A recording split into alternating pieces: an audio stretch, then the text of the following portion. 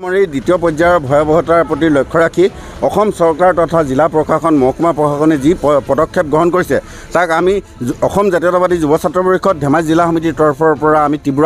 আমি আদৰণি জনাইছোঁ আৰু আদৰণি জনোৱাৰ লগে লগে আজি আমি যি SOP প্ৰদান কৰিছে সেই SOP মতে যি 2টা বজাৰ পৰা জোনাই সমগ্ৰ জিলাখনৰ লগতে জোনাই অঞ্চলতো সমগ্ৰ দোকান বজাৰ ইতিমধ্যে বন্ধ হৈ পৰিছে তাক আমি আদৰণি জনাইছোঁ ইয়াৰ যোগেদি আমি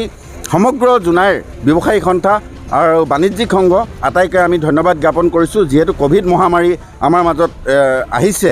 ই এক ভয়াৱহ পৰিস্থিতিৰ সৃষ্টি কৰিছে গতিকে সকলোৱে মহকুমা প্ৰশাসন আৰু জিলা প্ৰশাসনক সহযোগিতা কৰিবলৈ আমি আহ্বান জনাইছোঁ আৰু ইয়াৰ লগতে আমি এটা কথা আমি ঘোষণা কৰিব বিচাৰিছোঁ অহা কাইলৈ অসম জাতীয়তাবাদী যুৱ ছাত্ৰ পৰিষদ জোনাই আঞ্চলিক সমিতিয়ে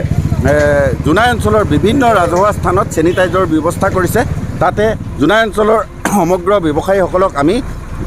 ব্যৱসায়ীসকল বা আন যিখন সচেতন ৰাইজ আছে সকলোৰে আমি পূৰ্ণ সহযোগিতা কামনা কৰিছোঁ আৰু এটা কথা ক'ব বিচাৰিছোঁ আমি ইয়াৰ যোগেদি আহ্বান জনাব বিচাৰিছোঁ ই এটা ভয়াৱহ মহামাৰী ই আমাৰ ইতিমধ্যে সৰ্বস্তৰত বিয়পি পৰিছে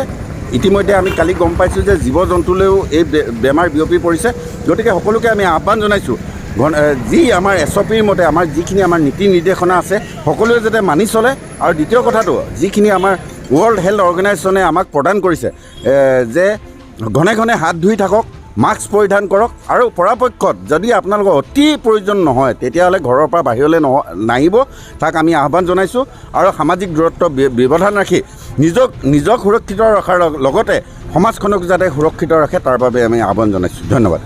এই 2টা বজাত যে বন্ধ কৰিবলগীয়া হৈছে আপোনাৰ কি অসুবিধাৰ সন্মুখীন হৈছে আমাৰতো বহুতেই অসুবিধা হৈছে লকডাউন বুলি চৰকাৰে এনেকুৱা কৰি আছে আমাৰতো এতিয়া এইটো গেলিব দিব লাগিব আৰু এতিয়া আমাৰতো বহুত লোকচান হ'ব আমাৰ ল'ৰা ছোৱালী আছে ল'ৰা ছোৱালীয়ে শিক্ষানুষ্ঠানতো আমাক কিবা ফিজ লৈ আছে ফিজকেইটাও আমাক দিবলগীয়া হয় আৰু খোৱা বোৱা আমাৰ নাই এইটো যেনে তেনে বেপাৰ কৰি আমি ঘৰত লৈ চাউল এমুঠি লৈ যাব লাগিব বা চব্জি অলপ লৈ যাব লাগিব মাছ অলপ লৈ যাব লাগিব এইটোত বেচিব নোৱাৰিলে আমি ল'ৰা ছোৱালীক